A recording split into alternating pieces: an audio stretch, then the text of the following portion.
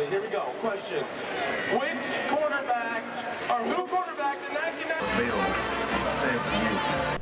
Here at LaVell Edwards Stadium, the stands are empty, but BYU fans went home happy as BYU, here at their homecoming game, took care of Georgia Tech, getting the 38-20 victory. I'm Jared Lloyd, sports editor for the Daily Herald. Joining me, Jason Franchuk, BYU football columnist. And Jason, this was a nice performance. First half for the offense, defense really picked it up in the second half. What did you take from BYU's performance? Well, like we were just talking off camera about your nice new haircut, it was like the whole Coug defense and offense got a haircut, right? I mean, they look styling, they look sharp, they look ready to play. And this is the first time, Jared, aside from the Middle Tennessee game, which we knew BYU was going to win that one, BYU just simply took care of business, right? I mean, they came out, they were effective early, they'd worried about giving Georgia Tech the ball, and you look at the stats, it's so funny, Jared, when you look at these. I mean, Georgia Tech 10 of 20 on third down, Georgia Tech 36-23 minutes on time of possession, but those don't matter when you get some big plays.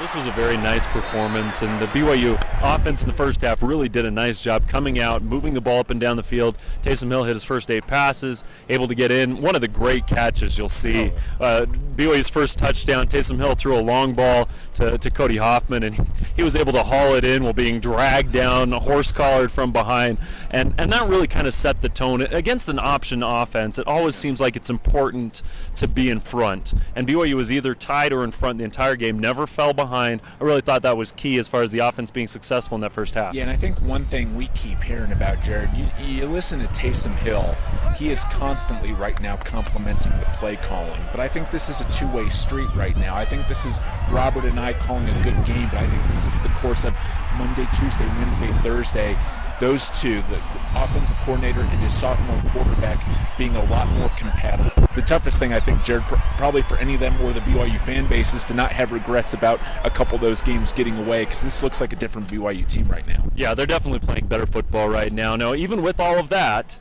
there in the third quarter, it was a little bit dicey. You pointed out that there was a real crucial sack that ended up resulting in a missed field goal by Georgia Tech. That would have made it an 8-point game, and all of a sudden it's one possession and a 2-point conversion, one touchdown, 2-point conversion, and at that point BYU gets the missed. They ran play action into 5-man pressure, and when you have single blocking, so play action takes a little bit longer, and so it's harder for the linemen or running backs in terms of their angles to pick up an edge blitzer, and that's what we had. So we had pressure versus play action, which is doesn't do a lot offensively, but then Alani Fua comes up, does his best Kyle Van Noy impression, drops back into coverage, reaches up, and gets the interception for the touchdown. That was a big play. Oh, yeah. My wife told me I was right once yesterday. You told me I was right once today. This is suddenly the greatest weekend of my life. But seriously, I mean, Van Noy is playing. I asked Bronco, and I felt stupid, Jared, because I knew I was going to get an answer that Kyle's just good. And that's what basically Bronco said was Kyle comes off that blind side, and he's just so fast. He's just faster. I mean, he's just a better player. I mean, the other guys might have been a step off, or the ball might have gotten off. I mean, the quarterback didn't even have a chance to really set up, and so he's just really good. And he got to him 10 yards. They missed that field goal right before the timeout, too, so the extra kick did not help Georgia Tech at all.